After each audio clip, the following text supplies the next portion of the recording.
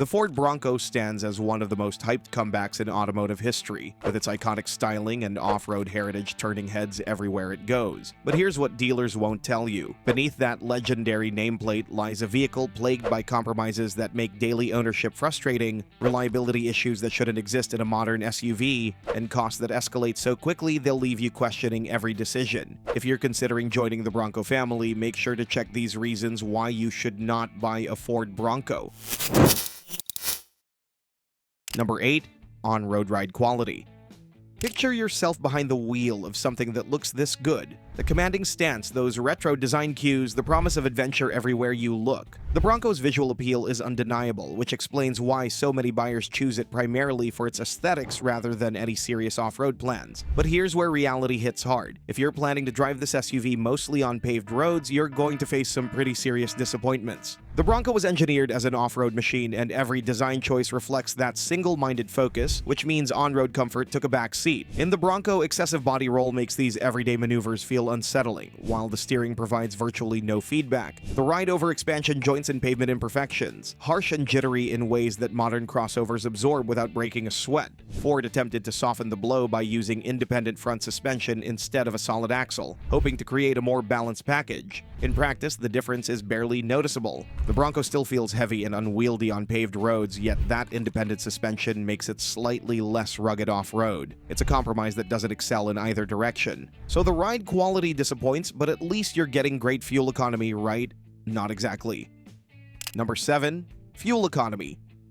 Boxy shape, high ground clearance, chunky off-road tires. When you combine these factors with the Bronco's substantial weight, the fuel economy numbers aren't good by today's standards. Ford's turbocharged engines were supposed to help. The base 2.3-liter Turbo 4 manages around 20 miles per gallon city and 21 miles per gallon highway, while the V6 gets approximately 17 miles per gallon city and 20 miles per gallon highway, but those numbers tell only part of the story. Add serious off-road equipment like bigger tires, suspension lifts, and those figures drop dramatically. Sasquatch package owners report real-world averages around 17 miles per gallon combined. The Wrangler's naturally aspirated V6 actually achieves better highway economy at 23 miles per gallon. When you're filling up twice a week in a vehicle that costs this much, those poor MPG ratings add up to serious money. But poor fuel economy is just the beginning of the practicality problems. Number 6.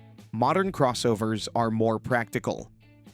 Many Bronco buyers realize too late, if cargo space, versatility, and everyday functionality are priorities, dozens of other SUVs handle these tasks significantly better. Modern unibody crossovers in the same price range offer substantially more usable space and superior practicality. Consider loading up for a family camping trip or heading to the home improvement store. The removable doors and roof panels are fantastic for adventure, allowing that open-air experience, but for daily use, this becomes a complication. Installing and removing panels takes time and effort, requiring two strong adults to handle the hardtop safely. Frequent assembly and disassembly accelerates wear on seals, creating water leak issues and rattles. Rear passengers face their own compromises. The seating position sits more upright than in crossovers, reducing comfort. The folding mechanism for rear seats is unnecessarily complicated. Perhaps most bafflingly, rear passengers don't get cup holders, a basic amenity that's been standard for decades. Climate control back there is inadequate too, with vents placed under the seats instead of on the center console. Speaking of comfort, just wait until you experience the cabin noise levels. Number 5. Cabin noise. Highway cruising should be relaxing, but in the Bronco, it's an auditory assault that makes conversation difficult. The excessive noise stems from multiple design factors working together. The Bronco's boxy shape creates massive wind turbulence at highway speeds, generating a constant roar. Add in the massive off-road tires with aggressive tread patterns, and you've got tire noise that's impossible to escape. You want to chat with passengers, enjoy your playlist, maybe take a hands-free phone call. In the Bronco, these simple pleasures become exercises in frustration. You're raising your voice over the wind noise, cranking up the volume until your music distorts. Many owners discovered that sealing on the hardtop and removable panels is surprisingly inadequate, allowing wind to whistle through gaps. Cases of water intrusion during rainstorms confirm that Ford's weather stripping isn't up to the job. While the company offers sound-deadening roof panels, owners report these make minimal difference. Excessive noise is annoying, but it pales in comparison to what happens when critical components fail. Number 4. Reliability issues. When you're spending this kind of money on an off-road SUV, reliability should be a given. Unfortunately, the Bronco has developed a reputation for problems, with engine issues leading the list. The base 2.3-liter Turbo 4 inherited a well-documented problem: faulty turbo wastegate actuators that cause premature turbocharger failure. This isn't new, as the same engine has plagued other Ford products. Owners report loss of power, strange noises, and in severe cases, complete turbocharger failure requiring expensive repairs. The optional 2.7-liter V6 brings even more serious concerns. This engine suffered from a fundamental design flaw in the valve system that caused valves to fail at surprisingly low mileage, sometimes requiring complete engine replacement. The problem became so widespread that Ford issued a massive recall affecting over 700,000 vehicles a couple of years ago. Imagine you're miles from the nearest town exploring a remote trail. The last thing you need is engine trouble when cell service is non-existent and the nearest tow truck is hours away. When your engine has a documented history of failures, that peace of mind evaporates. Beyond the powertrain, owners report unusual tire wear issues, particularly on the rear axle. Strange vibrations appear at low mileage, and tires wear unevenly despite proper inflation and alignment. Ford's response: recommend more frequent tire rotations rather than fixing the underlying cause. So the mechanical components are questionable, but surely the modern technology works flawlessly. Number 3. Infotainment.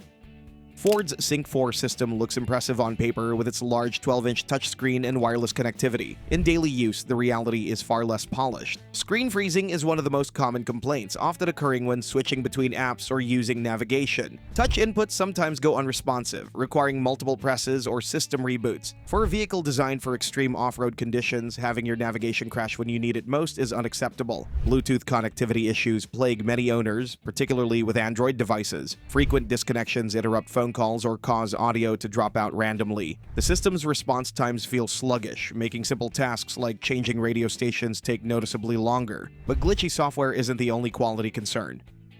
Number 2. Build quality.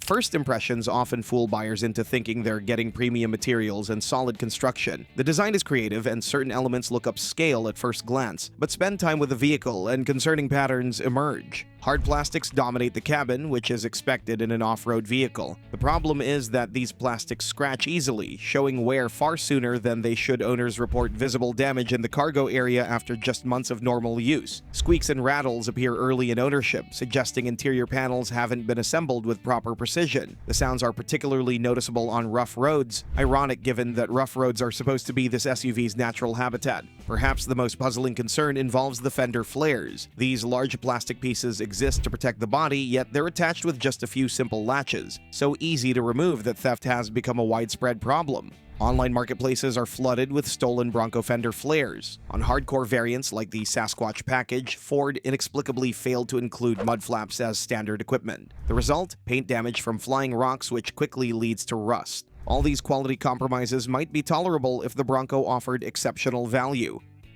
Number 1. Price.